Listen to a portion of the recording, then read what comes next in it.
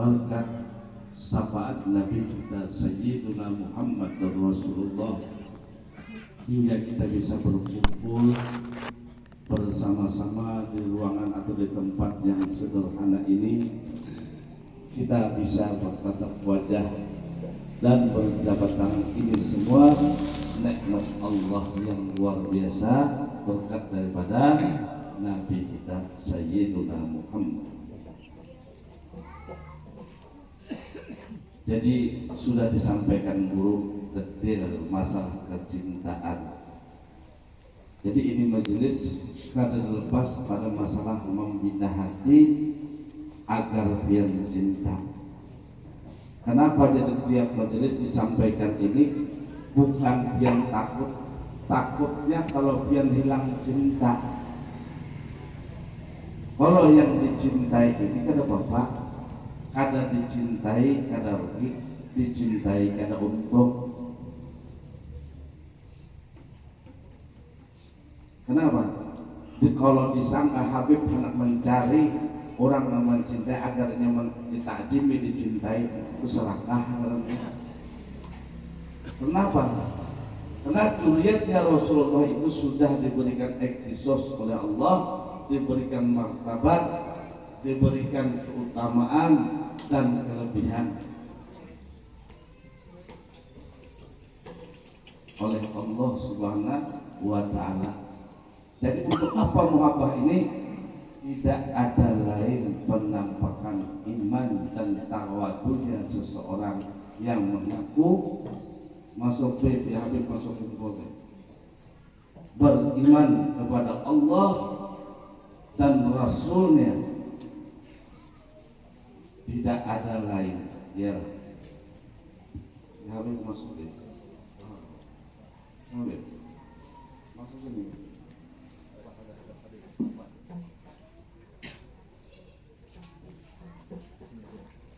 Inggih.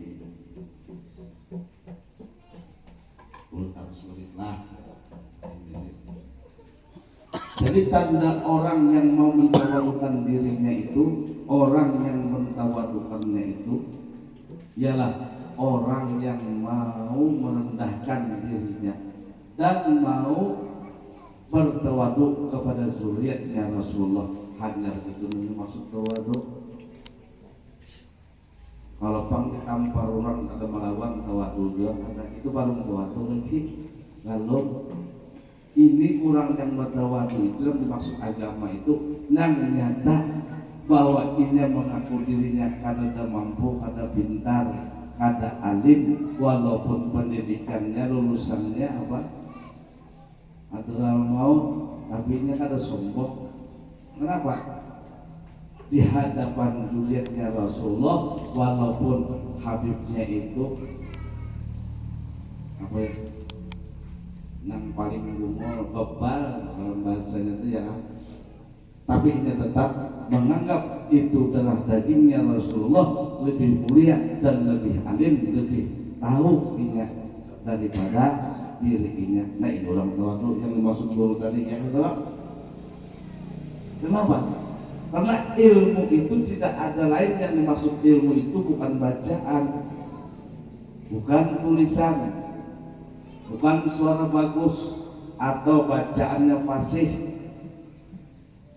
Karena yang dimaksud ilmu itu, nanti maksud dalam agama itu ilmu yang bermanfaat itu yang mana?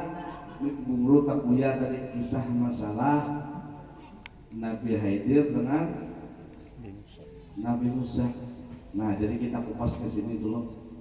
Jadi di saat Nabi Musa disuruh belajar kepada Nabi Khidir, ujar Nabi Musa, ujar Nabi Khidir, wahai Musa, kau sanggupkah ikam? Boleh belajar lawan aku, cuma jangan banyak tanya, lawan banyak takut. Nah, kayak itu tadi. Maka surah Al-Baqarah itu kebanyakan sebelumnya di zaman sapi betina itu zaman Nabi Musa diceritakan. Orang bila ikan ada banyak takun, ayo aja terbeheder ya kan.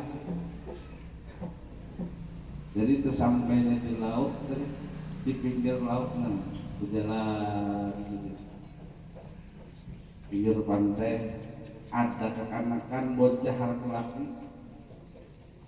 dikecak oleh Nabi Khidir, dipasilin langsung ketaksilin dua anak Nabi Musa bulan.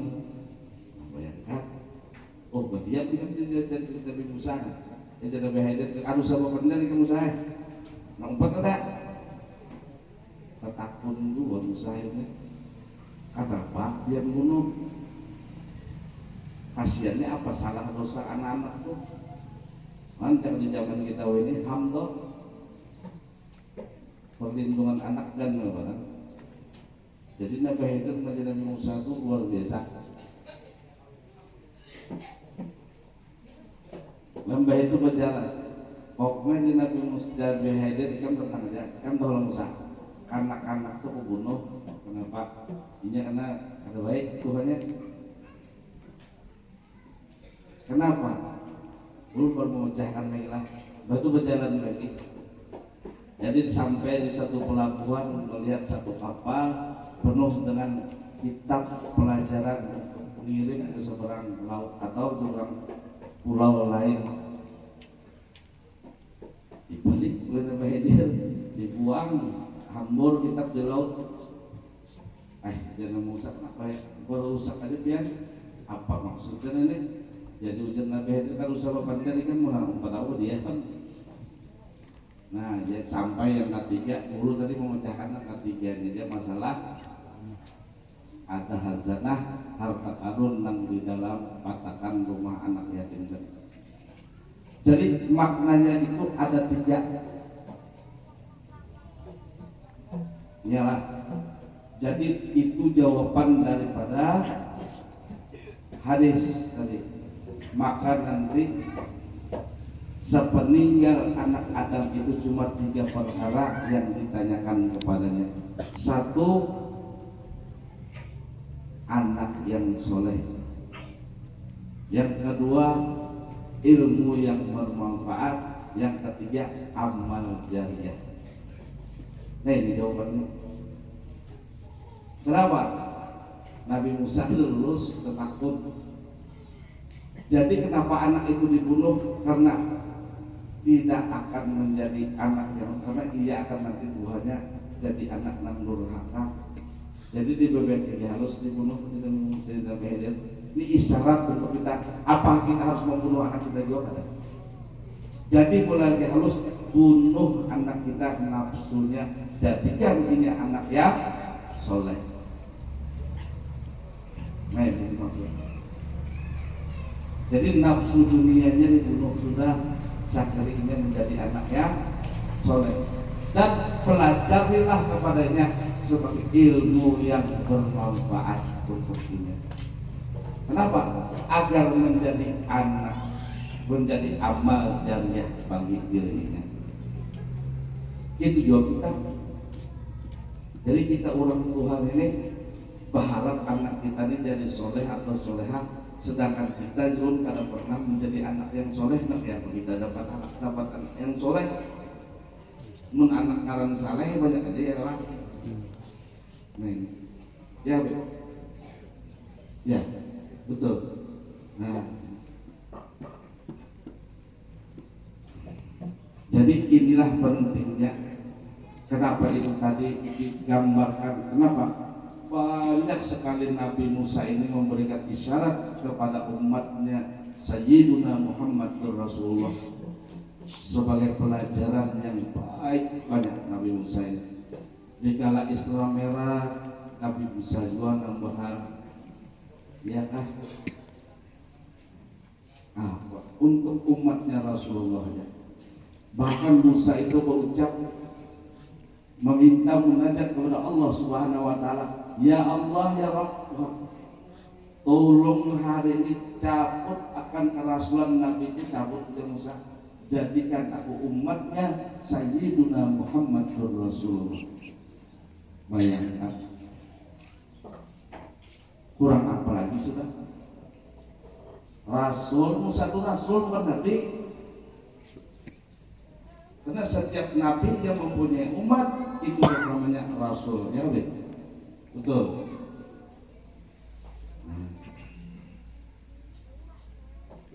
saking mulianya umatnya Rasulullah.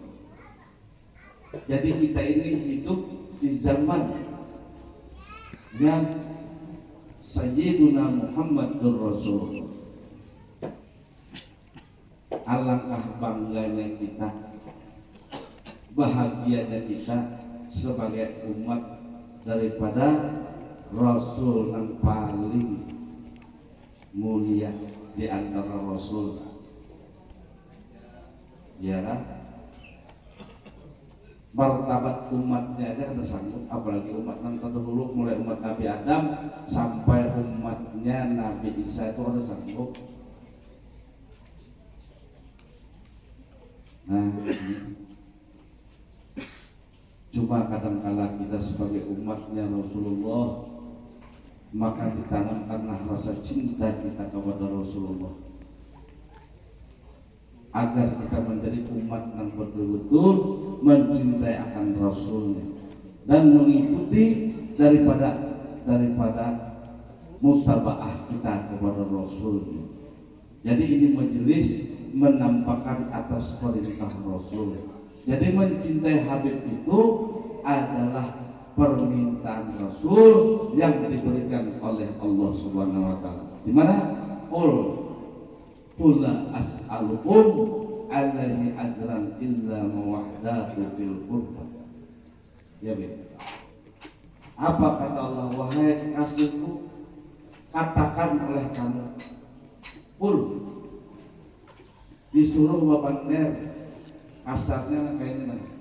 Dulun lawan Habib, Beb, biar hendak apa kesan Bapak Ner pian. Nah, jadi aja Habib, aku ini kada minta apa-apa. Yang penting aku belang dapat kopi, alhamdulillah. Ya, Beb. Nah, itu kan isyaratnya.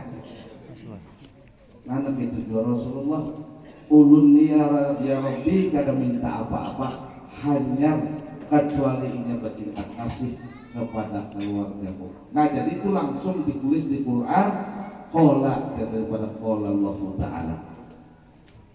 Nah, jadi orang yang muhabbah lawan Habib itu luar biasa. Alhamdulillah malam hari ini kita dihadiri pulang oleh Habib. Datangnya Habib ini kan ada lagi, ulun ada bahagia lagi.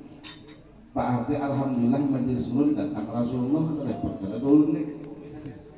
Kenapa keluarkan aja? Kenapa? Ulun pencinta Habib. Ulun termasuk kurang yang cinta lawan Habib. Kalau ulun kada cinta lawan Habib, ulun kada menyampaikan masalah ini. Kalau Pak hendak diri ulun karena ulun pencinta Habib, maka wajib ulun menyampaikan masalah ini kepada umatnya Rasulullah agar ingin mencintai dan kepada keluarganya Rasulullah. Kalau Pak disangka pantang Habib juga kada. Kenapa? Karena tidak ada martabat kecintaan selain daripada cinta kepada keluarganya dulu, iya kan? Ya Habib, tidak ada muhabbah kalau Habib sama Habib dulu, baru disuruh umat muhabbah kepada kita. Itu baru muhabbah. Jadi kalau kita menyuruh orang muhabbah, sedang kita ada muhabbah, kayak apa cara mencintai, nah kayak apa cara menghadapi akhlaknya kita kepada mereka. Sedangkan kita ini, ulun ini umatnya Sayyidina Muhammad Rasulullah juga, maka ulun mengikuti atas perintah Allah dan Rasulnya. Nah, jadi alhamdulillah kita ini hidup di zaman pada zaman Sayyidina Muhammad Rasulullah. Memang Rasulullah itu fi kulli azman kada masa, fi kulli makan segenap tempat.